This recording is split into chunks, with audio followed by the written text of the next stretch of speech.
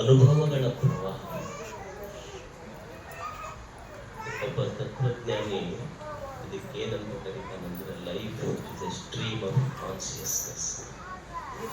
ಅಂದ್ರೆ ಜೀವನ ಅಂದ್ರ ಇದೊಂದು ಅನುಭವಗಳ ಪ್ರವಾಹ. ಕಣ್ಣು ನೋಡ್ತದೆ, ರೂಪದ ಅನುಭವ ಆಗ್ತದೆ. ಕಿವಿ ಕೇಳ್ತೈತೆ, ಶಬ್ದದ ಅನುಭವ ಆಗ್ತದೆ. ನಾಲಿಗೆ ರುಚಿಸ್ತದೆ, ರುಚಿಯ ಅನುಭವ ಆಗ್ತದೆ. ಚರ್ಮ ಸ್ಪರ್ಶ ಮಾಡ್ತದೆ, ಸ್ಪರ್ಶದ ಅನುಭವ ಆಗ್ತದೆ. ಅಂದ್ರೆ ಜೀವನ ಅಂದ್ರ ಏನೂ ಅಲ್ಲ, ಇದೊಂದು ಅನುಭವಗಳ ಪ್ರವಾಹ. ಮತ್ತೆ ಜೀವನದೊಳಗೆ ಏನೇನು ಅನುಭವ ಆಗ್ತಾವಲ್ಲ, ಎಲ್ಲ ಸುಖದ ಅನುಭವಗಳಾಗ್ಯಾವಲ್ಲ ನಮಗೆ. ಎಷ್ಟೋ ದುಃಖದ ಅನುಭವಗಳಾಗ್ತವೆ. ಒಮ್ಮೆ ಸುಖದ ಅನುಭವ ಆಗ್ತೈತಿ, ಒಮ್ಮೆ ದುಃಖದ ಅನುಭವ. ಒಮ್ಮೆ ಒಂದೇ ವಿಷಯ ಒಮ್ಮೆ ಸುಖ ಕೊಡ್ತೈತಿ, ಒಮ್ಮೆ ದುಃಖ ಕೊಡ್ತೈತಿ. ಈಗ ಸಣ್ಣ ಹುಡುಗರು ಇರ್ತಾರೆ, ಸಾಲಿ ಗಂಟೆ ಹೊಡಿತೈತಿ. ಸಾಲಿ ಹೋಗಾಗ ಹೆಂಗಿರ್ತೈತಿ ಅನುಭವ? ಅದೇ ಗಂಟೆ 10 ಗಂಟೆ ಕೇಳಿದ್ರೆ ಒಂದು ಥರ ಅನುಭವ ಇರ್ತೈತಿ. ಅದೇ 5 ಗಂಟೆಗೆ ಅದೇ ಗಂಟೆ ಕೇಳಿದ್ರೆ ಹೆಂಗಿರ್ತೈತಿ ಅನುಭವ? ಅನುಭವ ಇರ್ತೈತಿ. ಅದು ಯಾರೋ ಒಂದು ಕುರಿ ಎಳ್ಕೊಂಡು ಹೊಂಟಿದ್ರಂತ. ಅವ ಮಗ ಅಪ್ಪ ಕೇಳಿದಂತೆ, ಅಪ್ಪ ಸಾಲಿ ಕರ್ಕೊಂಡು ಹೋಗ್ತಾರನಂತ. ಅಂದ್ರ ಒಂದೇ ಗಂಟೆ ಬೆಳಿಗ್ಗೆ ಒಂದು ಅನುಭವ ಕೊಟ್ಟೈತಿ, ಸಾಯಂಕಾಲ ಒಂದು ಅನುಭವ. ಈಗ ನೀವು ಮನೆ ಪ್ರವೇಶ ಮಾಡಿರಿ, ಮನೆ ಪ್ರವೇಶ ಮಾಡಿ. ಈಗ ಮನೆ ಪ್ರವೇಶ ಮಾಡ್ಬೇಕಾದ್ರೆ ಆಕಳ ತಗೊಂಡು ಹೋಗ್ತೀರಿ, ಆಮೇಲೆ ಹಾಲು ಉಕ್ಕಿಸ್ತೀರಿ, ನಿಮ್ ಕಡೆ ಮಾಡ್ತಾರೆ.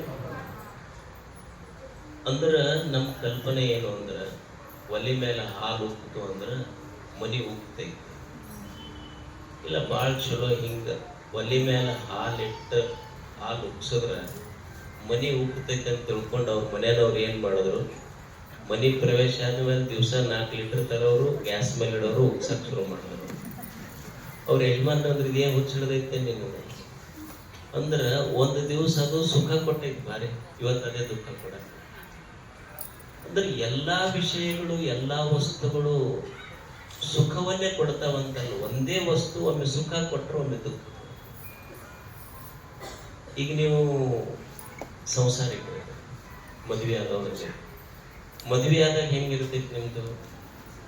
ಏನು ಪೌಡರ್ ಹಚ್ಕೊಳ್ಳೋದು, ಸ್ನೋ ಹಚ್ಕೊಳ್ಳೋದು, ಸೇಂಟ್ ಹೊಡ್ಕೊಂಡ್ರೆ ಸೇಂಟ್ ವಾಸನೆ ಬರ್ತೈತಿ. 1-6 ತಿಂಗಳು ಬಿಟ್ಟು ಹೋಗ್ರಿ, ಬರೀ ವಿಕ್ಸ ಜಂಡು ಬಾಂಬದ ವಾಸನೆ ಬರ್ತೈತಿ. ಹೌದಲ್ಲ? ಅಂದ್ರೆ ಒಂದೇ ವಿಷಯ, ಒಂದು ವಸ್ತು, ಅನುಭವಗಳು ಭಿನ್ನ ಭಿನ್ನ. ಜೀವನ ಇದೊಂದು ಅನುಭವಗಳ ಪ್ರವಾಹ. ಒಮ್ಮೆ ಈ ಕಣ್ಣಿಗೆ ಒಂದು ರೂಪ ಸುಖ ಕೊಟ್ಟಿರ್ತೈತಿ, ಒಮ್ಮೆ ಅದೇ ರೂಪ ದುಃಖ ಕೊಡಕ್ಕೆ ಶುರು. ಒಮ್ಮೆ ಈ ಕಿವಿಗೆ ಮೆಚ್ಚುಗೆಯ ಮಾತುಗಳು ಬಿದ್ದ, ಒಮ್ಮೆ ಈ ಕಿವಿಗೆ ಚುಚ್ಚು ಮಾತುಗಳು. ಅದರ ಪ್ರಶ್ನೆ ಏನು ಅಂದ್ರ, ಸರಿ ನಮ್ಮೆಲ್ಲರ ಜೀವನದಲ್ಲಿ ಇದು ಅನುಭವ ಆಗೈತೆ ಇಲ್ಲ? ನಮ್ಗ ಆಗ್ಲಾರ್ದವರು, ನಮಗೆ ಹಿಡಿಸ್ಲಾರ್ದವರು, ನಮ್ಮ ಬಗ್ಗೆ ಚುಚ್ಚು ಮಾತುಗಳನ್ನು ಆಡಿದ್ದೀವಿ, ನಮಗೆ ಸೇರ್ಲಾರ್ದವ್ರು ಇರ್ತಾರೆ. ನಮ್ಮ ಮನುಷ್ಯನ ನಿರ್ಣಯ ಏನು? ನಾವು ನಿರ್ಧಾರಗಳು ಏನು ತಗೊಳ್ತೀವಿ ಅಂತ. ಇಲ್ರಿ, ನಮ್ಮ ಮನೆಗೆ ಗಂಡ ಹೆಂಡತಿನ ಜಗಳ ಆಡಿದ್ರೆ ಅಂತ ಜಗಳಾಡಿ ಒಬ್ರು ಅವ್ರ ಮನೆಗೆ ಹೋಗ್ರಿ, ಅಥವಾ ನೀವರ ಮನೆ ಬಿಟ್ಟು ಹೋಗ್ರಿ, ಏನೋ ಆಗ್ತಂತ. ಅಥವಾ ನಮ್ಮ ಮನೆ ಮಕ್ಕಳದವ್ರ ಅಣ್ತಮ್ಗಳು ಸರಿಗಿಲ್ಲ, ಈ ಮನೆ ಬಿಟ್ಟು ಬೇರೆ ಹೋಗೋಣ ಅಂತ. ಅಥವಾ ನಮ್ಮ ಮನೆ ಮಕ್ಕಳದವ್ರು ಸರಿಗಿಲ್ಲ, ಬೇರೆ ಕಡೆ ಮನೆ ಹಿಡಿದ್ವಿ. ಅಥವಾ ನಮ್ಮ ಓಣ್ಯಾನವ್ರು ಸರಿಗಿಲ್ಲ, ಈ ಓಣಿ ಬಿಟ್ಟು ಹೋಗ್ಬೇಕು. ಯಾಕಂದ್ರೆ ಅವ್ರು ಮಾತಾಡಿ ನಮಗೆ ಸೇರಂಗಿಲ್ಲ ನೋಡ್ರಿ. ನಮ್ಮ ಕಿವಿಗೆ ಅವು ಕಾದ ಸೀಸಾಕ. ಪ್ರಶ್ನೆ ಏನು ಅಂದ್ರ, ಬಹಳ ಜ್ಞಾನಿಗಳು ಇದ್ರ ಬಗ್ಗೆ ಒಂದು ಚಿಂತನೆ ಮಾಡ್ತಾರೆ. ಅಂದ್ರೆ ಒಬ್ಬ ಸಾಮಾನ್ಯನ ಚಿಂತನೆಗೂ ಒಬ್ಬ ದಾರ್ಶನಿಕನ ಚಿಂತನೆಗೂ ಎಷ್ಟು ವ್ಯತ್ಯಾಸ. ಒಬ್ಬ ಸಾಮಾನ್ಯ ಏನ್ ಚಿಂತನೆ ಮಾಡದಂದ್ರ, ಆಯ್ತು, ಮನೆ ಮಗ್ಗಲ್ದವ್ರು ಸರಿಗಿಲ್ಲ, ಈ ಓಣ್ಯಾಗ ಜನ ಸರಿಗಿಲ್ಲ ಅಂದ್ರೆ ಇನ್ನೊಂದು ಓಣಿಗೆ ಹೋಗಿ ಮನೆ ಇಡಲ್ಲ, ಅಥವಾ ಈ ಊರನವ್ರು ಸರಿಗಿಲ್ಲ ಅಂದ್ರೆ ಈ ಊರ್ ಬಿಟ್ಟು ಇನ್ನೊಂದು ಊರಿಗೆ ಹೋಗಿ ಮನೆ ಮಾಡ. ಅಂದ್ರೆ ಅವ್ರಿಂದ ದೂರ ಇದ್ರೆ ಆರಾಮ ಇರ್ತೀವಿ ನಾವು. ಅವರ ಪ್ರಶ್ನೆ ಏನು, ದಾರ್ಶನಿಕರು ಏನಂತಾರಂದ್ರ, ವಿಷಯ ವಿನಿವರ್ತಂತೆ ನಿರಾಹಾರಸ್ಯ ದೇಹಿನ. ಈಗ ನಮಗೆ ಯಾರೋ ಒಬ್ಬರು ಬ್ಯಾಡಾಗ್ಯಾರ ಅಂದ್ರ ಅವರಿಂದ ದೂರ ಆಗೋದು ಬಹಳ ಸರಳ ಐತಿ. ಆದ್ರ ನೀ ಬ್ಯಾರೆ ಊರಿಗೆ ಹೋದ್ರು, ಬ್ಯಾರೆ ಓಣಿಗೆ ಹೋದ್ರು, ಬ್ಯಾರೆ ಮನಿ ಮಾಡಿದ್ರು, ಅವ್ರ ಆಡಿದ ಮಾತ್ರ ರಾತ್ರಿ ಬಂದು ಕಿವ್ಯಾಗ ಕುಂತ ನಿಮ್ಮನ್ನು ಕಾಡ್ತಿರ್ತಾವಲ್ಲ, ಇದರಿಂದ ಹೆಂಗ ದೂರ ಆಗ್ಬೇಕು? ಮನಿ ಬಿಟ್ಟು ಹೋಗೋದು ಸರಳ ಐತಿ, ಊರು ಬಿಟ್ಟು ಹೋಗೋದು ಸರಳ ಐತಿ, ಓಣಿ ಬಿಟ್ಟು ಹೋಗೋದು ಸರಳ ಐತಿ. ಮತ್ತ ಇವ್ರು ಆಡಿದ ಮಾತ ನನಗೆ ಇಷ್ಟ ಆಗ್ಲಾರ್ದ ಅವ್ರ ರೂಪ ಕಣ್ಣಿಗೆ ಬೀಳ್ತೀವಿ. ನೀವು ಒಂದೇನೋ ಸಣ್ಣ ಜಗಳ ಆಗ್ತೀವಿ, ಈ ಜಗಳ ಆಡಿದಾಗ ನೀವು ಅಂತೀರಿ ನಿನ್ನ ಮುಖ ನೋಡಕ್ ಇಷ್ಟ ಇಲ್ಲ, ನಿನ್ನ ಮುಖನ ನೋಡೋದಿಲ್ಲ ಅಂತ ನೀವು ಮಾಡ್ರಿ, ಫಸ್ಟಿಗೆ ಬರೋದ ಅವ್ರ ಮುಖನ ಬರ್ತೈತಿ. ಅಂದ್ರೆ ಮನಸ್ಸಿನ ಗುಣಧರ್ಮ ಏನೈತಿ ಅಂದ್ರೆ, ನಮಗ ಆಗಲಾರದ ವಿಷಯಗಳನ್ನು ನಾವು ಎಷ್ಟೇ ಮರಿಬೇಕಂದ್ರೂ ಅದು ಮುದ್ದಾಂ ಬಂದು ಆಡ್ತೀವಿ. ಅದ್ರ ತತ್ವಜ್ಞಾನಿಗಳ ಚಿಂತನೆ ಎಷ್ಟು ಚಲೋ ಅಂದ್ರೆ, ಅವರು ಒಂದು ಸೂತ್ರ ಕಂಡುಹಿಡಿದಿದ್ರು.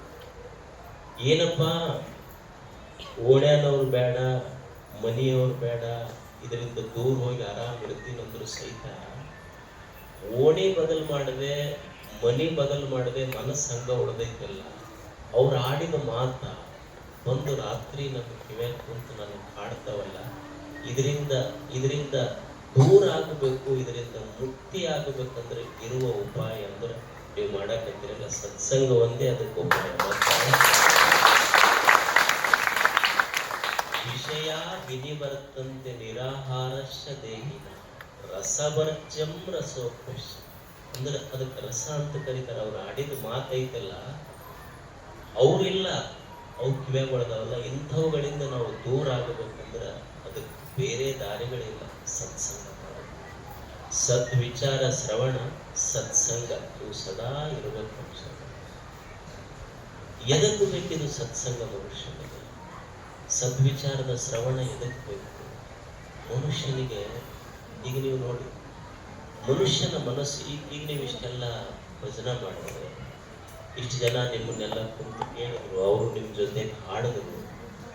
ಸತ್ಸಂಗ ಸದ್ವಿಚಾರದ ಶ್ರವಣ ಏನ್ ಮಾಡ್ತಿತ್ತು? ಈ ಮನಸ್ಸಿದೆ ಇಲ್ಲ, ಮನಸ್ಸು ಈಗ ನೀವು ದೇಹ ಕಾಣಬೇಕು, ದೇಹದ ಸೆಲ್ಫಿ ತಕ್ಕೊಂಡು ಒಳಗೊಂದು ಮನಸ್ಸನ್ನು ಸೆಲ್ಫ್ ಐತಲ್ಲ, ಅದ್ರ ಸೆಲ್ಫಿ ಯಾರಿಗಾರ ಸಿಕ್ಕೈತೆ ಅಂದ್ರ ಇಲ್ಲ, ನಾವು ಮನಸ್ಸು ನಿಗ್ರಹ ಮಾಡ್ಬೇಕ್ರಿ, ಕಂಟ್ರೋಲ್ ಮಾಡ್ಬೇಕ್ರಿ, ಏನೇನೋ ಹೇಳ್ತೀವಿ ನಾವು. ಏನ್ ಕೈ ಸಿಗ್ತೈತೆ ಹಿಡಿದು ಒಂದ್ ಎರಡೆರಡು ಕಪಾಳ ಕೊಡೋದು ಕಪ್ಪು ಕುಂದರ್ಸಿದೆ ಆಗುತ್ತೆ. ಏನ್ ಯಾರಿಗಾರ ಕಣ್ಣಿಂದ ನೋಡಿವೆ, ಕೈಯಿಂದ ಮುಟ್ಟಿವೆ ಅಂದ್ರೆ, ಕಣ್ಣಿಗೆ ಕಂಡಿಲ್ಲ, ಕೈಯಿಂದ ಮುಟ್ಟಿಲ್ಲ ಅಂದ್ರೆ ಅದು ಇಲ್ಲಂತಲ್ಲ. ಕಣ್ಣು ನೋಡ್ಬೇಕಾದ್ರೆ, ಕೈ ಮಾಡಬೇಕಾದ್ರೆ, ಕಾಲು ನಡಿಬೇಕಾದ್ರೆ ಬೇಕಬೇಕದು ಮನಸ್ಸು. ಆ ಮನಸ್ಸಿನ ಹಂಗೈತಿ, ಅದಕ್ಕೆ ದೇಹದಂತೆ ರೂಪ ಐತಿ, ಅದಕ್ಕೆ ದೇಹದಂತೆ ಬಣ್ಣ ಐತಿ, ದೇಹದಂತೆ ಗಾತ್ರ ಇಲ್ಲ. ಅದು ಹೆಂಗೈತಿ ಅಂದ್ರೆ ಒಂಥರ ನೀರಿದ್ದಂಗೆ ಐತಿ ಅದು ಮನಸ್ಸು. ಈಗ ನೀರ ನೀವೊಂದು ಬಕೆಟ್ನಾಗ ಹಾಕ್ರಿ, ಎದರ ಹಾಕಿ ಕೊಡದಾಗ ಹಾಕಿದ್ರ, ಮತ್ತೊಂದು ತಾಟ್ನೊಳಗೆ ಹಾಕಿದ್ರ ತಾಟಿನ ಆಕಾರ. ಅಂದ್ರೆ ಮನಸ್ಸಿಗೆ ಆಕಾರ ಇಲ್ಲ, ಮನಸ್ಸು ನಿರಾಕಾರ ಐತಿ. ಮತ್ತದು ಏನು ನೋಡ್ತೈತಿ, ಏನು ಕೇಳ್ತೈತಿ ಅದರ ಆಕಾರ ತಗೊಂಡೈತಿ ಮನಸ್ಸು. ಈಗ ನೀವು ಮುಂದೆ ಒಂದು ಹೂವ ಇಡ್ರಿ, ಹೂವಿನ ಆಕಾರ ತಗೊಳ್ತೈತಿ. ಅದ ಒಂದು ಬಾಟಲ್ ಇಡ್ರಿ, ಆ ಬಾಟಲ್ ಆಕಾರ ತಗೊಳ್ತೈತಿ. ಅಂದ್ರೆ ಮನಸ್ಸಿಗೆ ರೂಪ ಇಲ್ಲ, ಅದು ನಿರಾಕಾರ ಇರ್ತದೆ. ಅದಕ್ಕೆ ಮನಸ್ಸಿಗೆ ಅದು ಏನು ನೋಡ್ತೈತಿ, ಏನು ಕೇಳ್ತೈತಿ ಅದರ ಆಕಾರ ತಾಳ್ತೈತಿ. ಒಳ್ಳೇದು ನೋಡ್ತು ಒಳ್ಳೇದ್ರ ಆಕಾರ ತಾಳ್ತೈತಿ, ಒಳ್ಳೇದು ಕೇಳ್ತಂದ್ರೆ ಒಳ್ಳೇದ ಆಕಾರ ತಾಳ್ತೈತಿ. ಕೆಟ್ಟದ್ ನೋಡ್ತು ಕೆಟ್ಟದ್ದು ಕೇಳ್ತಂದ್ರೆ ಕೆಟ್ಟದ ಆಕಾರ ತಾಳ್ತೈತಿ. ಅದಕ್ಕೆ ಸತ್ಸಂಗ ಸದ್ವಿಚಾರ ಎದಕ್ ಬೇಕು ಅಂದ್ರೆ, ನೀವು ಇವತ್ತಿಷ್ಟು ಭಜನೆ ಮಾಡಿದ್ರಿ, ಸದ್ವಿಚಾರಗಳನ್ನು ಕೇಳಿದ್ರಿ, ಮನಸ್ಸದರ ಆಕಾರ ಆಗ್ತೈತಿ. ಮತ್ತೆ ಇದು ಬಿಟ್ಟು ಹೊರಗೆ ಹೋದ್ವಿ ಅಂದ್ರೆ ಮೊಬೈಲ್ ಬಂತು, ಫೋನ್ ಮನ್ಯಾಗಿಂದ ಊರಾಗಿಂದ ಬಂತು ಅಂದ್ರೆ ಮತ್ತೆ ತಾಪ ಶುರು ಮಾಡ್ಕೊಂತೈತೆ ಮನಸ್ಸು. ಇದಕ್ಕೆ ಪ್ರಯತ್ನ ಮಾಡೋದು ಇದಕ್ಕೊಂಥರ ಈಗ ನೀವು ನಾವ್ ಹೇಳಿ ಎಷ್ಟು ಪ್ರಯತ್ನ ಮಾಡ್ತೀವ್ರಿ ಮತ್ತ ಹಂಗಾಕೈತ್ರಿ ಮನಸ್ಸು. ಎಷ್ಟು ಪೂಜೆ ಮಾಡೀವಿ, ಎಷ್ಟು ಭಜನ ಮಾಡೀವಿ, ಎಷ್ಟು ಶ್ರವಣ ಮಾಡೀವಿ, ಎಷ್ಟು ದಿವ್ಸ ಮಾಡ್ಬೇಕ್ರಿ ಇದು ಅಂದ್ರ ನೀವು ಯಾರು ಎಷ್ಟು ದಿವ್ಸ ಉಣ್ಬೇಕ್ರಿ ಅಂತ ಕೇಳಿರಿ ಯಾರ? ಇಲ್ಲ. ಎಷ್ಟು ದಿವ್ಸ ಉಣ್ತೀವಿ, ಎಷ್ಟು ದಿವ್ಸ ಗಾಳಿ ಆಡಿಸ್ತೀವಿ, ಅಷ್ಟು ದಿವ್ಸ ಇದನ್ನ ಶ್ರವಣ ಮಾಡೋದು ಇದು ಮನಸ್ಸಂಗ. ಇದು ಮನಸ್ಸಿನ ಗುಣಧರ್ಮ. ಈಗ ನದಿ ಹರಿತವಿಲ್ಲ, ಹರಿಯುವ ನದಿ. ನಿಮ್ದು ಹೊಲ ಒಂದು ಬಹಳ ಎತ್ತರಕ್ಕಿತ್ತ, ನಿಮ್ ಹೊಲ ನೀರಾವರಿ ಮಾಡ್ಬೇಕಾಗಿತ್ತು ಅಂದ್ರ, ಇರಿಗೇಷನ್ ಮಾಡ್ಬೇಕಾಗಿತ್ತು ಅಂದ್ರೆ ಕೆಳಗ್ ನೀರ್ ಹರಿತಿರ್ತಾವ. ಏನ್ ನಂದ್ ಮ್ಯಾಲ ಐತಪ್ಪ ಹೊಲ, ನೀರ್ ಬಂದು ಬಿಡು ಅಂದ್ರೆ ಏನ್ ನದಿ ಬರ್ತೈತ? ನೀವೇನ್ ಮಾಡ್ತೀರಿ? ಲಿಫ್ಟ್ ಇರಿಗೇಷನ್ ಮಾಡ್ತಿರೋದು. ಹಂಗ ಇದು ಮನಸ್ಸು ಕೆಳಗ್ ಹರಿಯುವುದೇ. ನಾವು ಮಾಡಬೇಕಾದದ್ದು ಏನಂದ್ರ ಕೆಳಗ್ ಹರಿಯುವ ನೀರನ್ನ ಹೆಂಗ್ ಮೇಲ್ಮುಖ ಲಿಫ್ಟ್ ಇರಿಗೇಷನ್ ಮಾಡ್ತೀವಲ್ಲ, ಇದು ಸತ್ಸಂಗ ಇದಕ್ಕೊಂದು ಲಿಫ್ಟ್ ಇರಿಗೇಷನ್ ಇರ್ತಂಗೆ. ಇದು ಲಿಫ್ಟ್ ಇರಿಗೇಷನ್ ಮಾಡ್ಕೊಂತ ಇರ್ಬೇಕು ಚೆನ್ನಾಗಿ.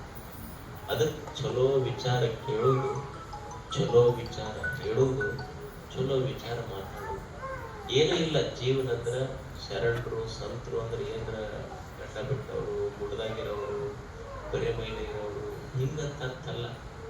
ಏನು ಈಗ ನಾವು ಬರೀ ದಿಗಂಬರರಾಗಿರೋರ ಸಂತರು ಶರಣರು ಅವ್ರು ಅಲ್ಲಂತಲ್ಲ ನಾ ಹೇಳೋದು.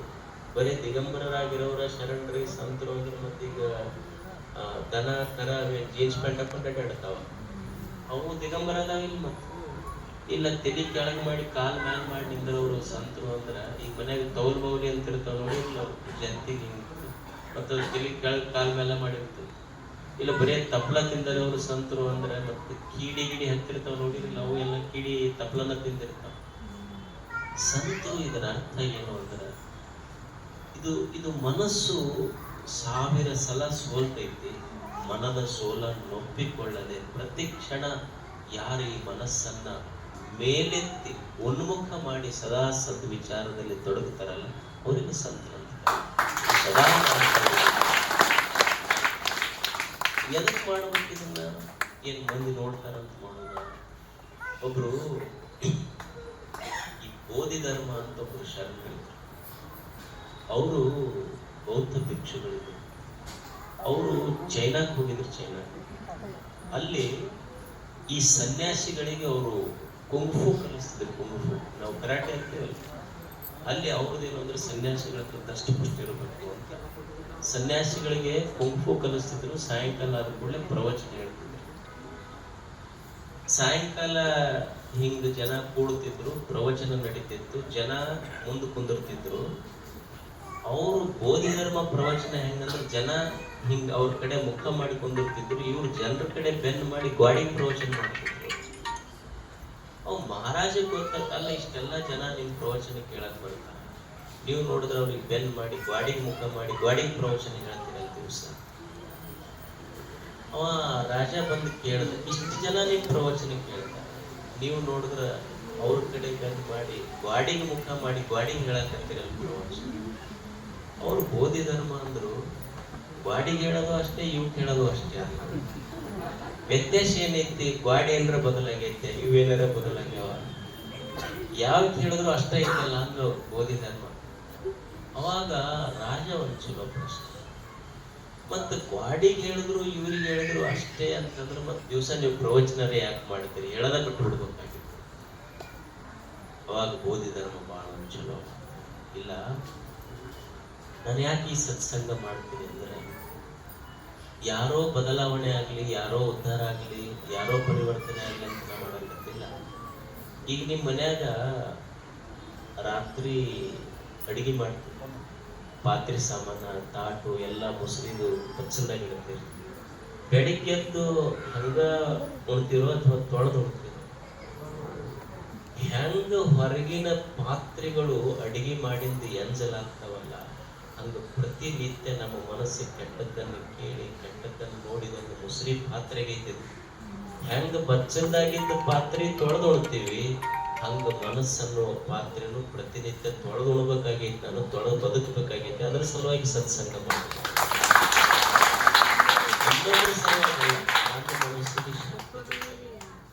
ನನ್ನ ಮನಸ್ಸಿಗೆ ಪೀಸ್ ಬೇಕಾಗೈತಿ. ನಮ್ಮ ಪೀಸ್ ಆಗಿ ಹೋಗ್ಬಿಟ್ಟಿತ್ತು. ಸೊ ನಮಗೆ ಶಾಂತಿ ಬೇಕು, ನಮಗೆ ಸಮಾಧಾನ ಬೇಕು. ಈ ಸಮಾಧಾನ, ಶಾಂತಿ ಅಂತ ಈ ಭೂಮಿಯ ಮೇಲೆ ಏನಾದರೂ ದೊಡ್ಡ ಸಂಪತ್ತಿದ್ರೆ ಶಾಂತಿ, ಸಮಾಧಾನ, ಸಂತೋಷಕ್ಕಿಂತ ದೊಡ್ಡ ಸಂಪತ್ತು ಯಾವುದೂ ಇಲ್ಲ. ಅದಕ್ಕಾಗಿ ನಾನು ಬಹಳ ಸಲ ಇದನ್ನು ಹೇಳ್ತಿರ್ತೀನಿ. See, don't teach your children to be rich.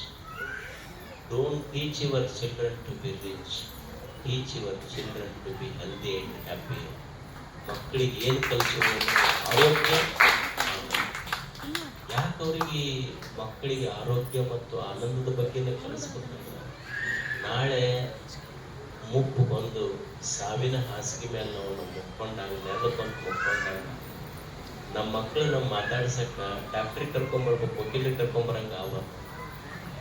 ಅದಕ್ಕಾಗಿ ನಾವು ಸದಾ ಆರೋಗ್ಯ ಮತ್ತು ಆನಂದ ಇವೆರಡೂ ಜೀವನದ ಪರಮ ಧ್ಯೇಯಗಳಾಗಿವೆ. ಬೆಳಿಗ್ಗೆ ಎದ್ದ ಕೂಡಲೇ ಮಂತ್ರ ಇವ ಎರಡು, ಉಳಿದ ಮಂತ್ರ ಸ್ವಲ್ಪ ಹೆಚ್ಚು ಕಡಿಮೆ ಆದಾಗ ದೇವರು ಕ್ಷಮಾ ಮಾಡ್ತಾನೆ, ಏನಾಗೋದಿಲ್ಲ, ತಪ್ಪಾದ್ರೆ ಆಗಲಿ.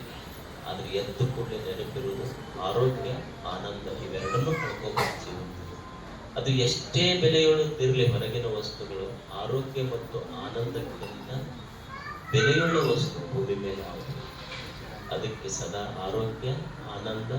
ಈಗ ನಡೆದ್ರಿ, ಇಲ್ಲಿ ಪಾದಯಾತ್ರೆ ಮಾಡಿರಿ, ಆರೋಗ್ಯ.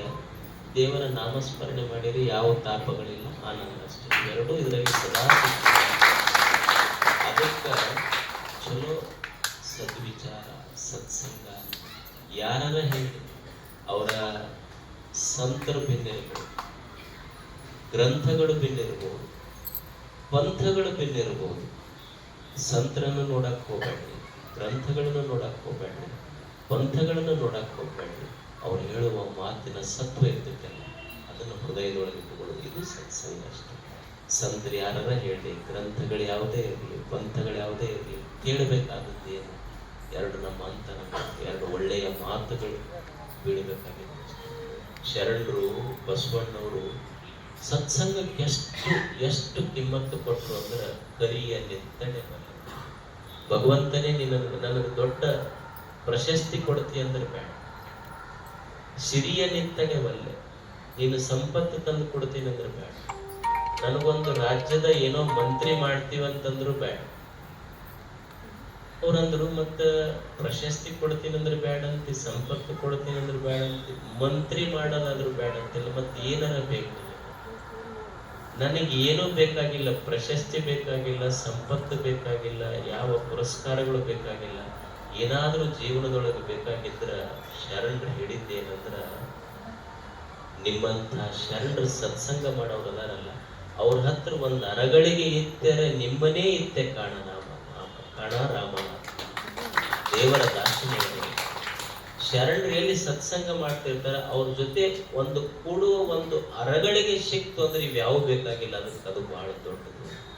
ಸೊ ಅಂತ ಸತ್ಸಂಗ ನಿಮ್ಮ ಈ ಬಳಗ ಎಷ್ಟು ವರ್ಷಗಳಿಂದ ನಡೆಸ್ಕೊಂಡು ಬರ್ತಾ ಇದೆ. ಸಣ್ಣ ಸಣ್ಣ ಮಕ್ಕಳು ಸಹಿತ ಇದರಲ್ಲಿ ಪಾಲ್ಗೊಂಡು ಇದೇ ಸಂಸ್ಕಾರ ಕೊಡೋದು. ಜೀವನದೊಳಗೆ ಏನಾದರೂ ಕಲಿಯುವುದಿದ್ರೆ ಒಳ್ಳೆಯ ಸಂಸ್ಕಾರ.